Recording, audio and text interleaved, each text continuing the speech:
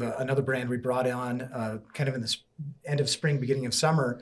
A big nationwide brand. They have a good jingle. Let's just leave it at that, But they had this bucket of leads that they were definitely not contacting. And it was basically mid-funnel people that they've already approached, and it didn't, matriculate down into a sale, or even some leads that they kind of abandoned. They're like, we really don't think there's anything in here, but we'll let you guys take a look. And we're just demolishing it. Like, we were doing so awesome. And they're selling so many more deals than they did before on this bucket of unused leads over and over again. It proves out. But I think it comes down to, obviously, the way we run things, right? Having the right partner. Yeah. So we call ourselves Squeeze and not caller. Yeah, that's right. That's another thing I love about Squeeze, is that we're celebrating our brand's wins, right? Like, we're helping them win. Yeah. It's not our product, right? And if you think about that, like, that's kind of crazy that we celebrate helping other brands get to where they want to be. Yeah. And that's who you want to be working with. Our key metrics are our partners' key metrics. Yeah. Yeah. It's a good feeling to be that way. And I think part of that has to do with our structure. When you're working with BPOs and they're on an hourly rate, it's kind of different. There's no incentive for them to perform. There's no incentive for performance. When you're working with a Squeeze, we're 100% performance-based. We don't have onboarding costs. We don't have any extra hidden fees or whatever. It's just pure cost per call, cost per appointment sort of metrics. But then we're immediately aligned to be what you need us to be, which is driving revenue. So we make money when you make money.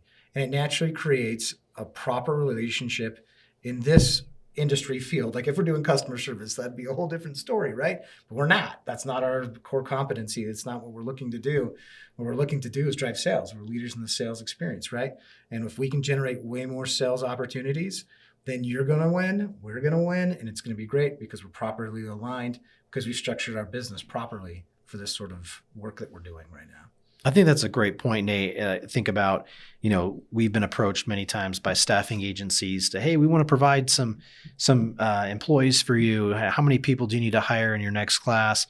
We'll get 10 people there, kind of a thing. And, we tried that one time, and I immediately knew what we were going to get, is what we got. And it was, a bunch of people showed up. They didn't know what the job was about. They weren't properly vetted. They were just there for the paycheck to clock in for the company and clock out. And when you're using a BPO that you're paying hourly, that's exactly what you're getting, is just a company that's going to staff to a certain number of people or bodies and seats. Churn and burn. They don't necessarily care if they're going to be effective. It's just how many hours can they bill. And we've never had that kind of model. And I love that, because we really invest in the product, your product and service, making sure that we put someone on the phone that's properly trained by Justin and his team. They've been taught about the product or service. They're following the right process. And the whole goal is to generate a transaction.